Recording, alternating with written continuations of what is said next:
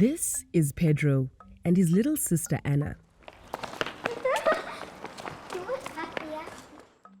Our question is about violence in their lives, now and as they grow up. How can we understand the risks they face? And how can we use that knowledge to prevent violence from scarring their lives? First, we ask, what risks do Pedro and Anna face in their family? Then, what factors in their community put Pedro and Anna at risk of violence? And finally, which factors in the wider society create risks of violence for Pedro and Anna? To identify these risks and how they connect, we use a framework called the Socio-ecological Model.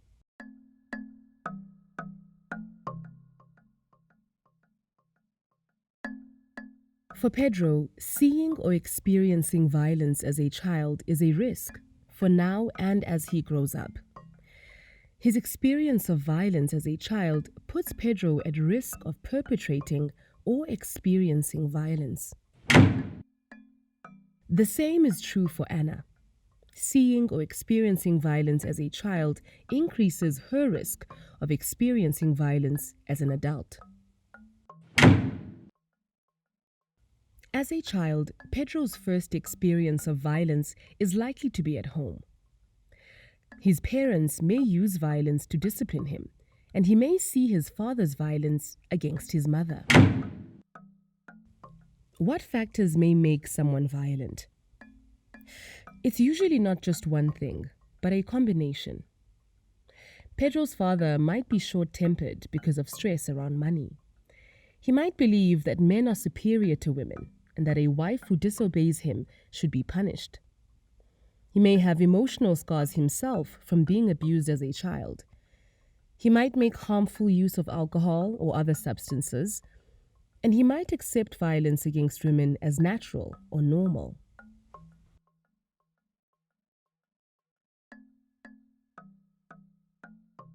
Some of the same factors may put Pedro's mother at risk of experiencing violence. Experiencing or witnessing violence as a child, depressions, accepting violence against women, and inequality between genders. Elements of the relationship between people can increase the risk of violence. These risk factors might include poor communication skills, high levels of conflict, male dominance in decision-making, and the view that violence is an appropriate form of discipline. Of course, Pedro's family does not exist on their own.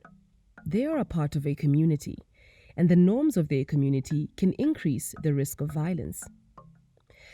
Do others around them approve of men having authority over women and children? What are the community expectations of women and men's roles and behaviors? Do people emphasize family privacy, even when they know there is violence in a family?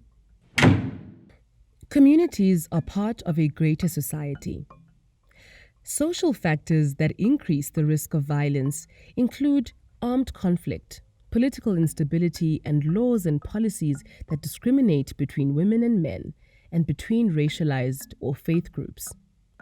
When we understand which factors at which level increase different kinds of violence, we can take steps to prevent intimate partner violence, violence against women, and violence against children.